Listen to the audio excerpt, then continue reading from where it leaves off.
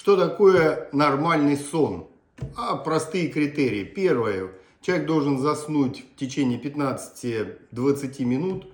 Второе. Сон должен быть непрерывным. Пробуждение должны занимать не более 15-30 минут.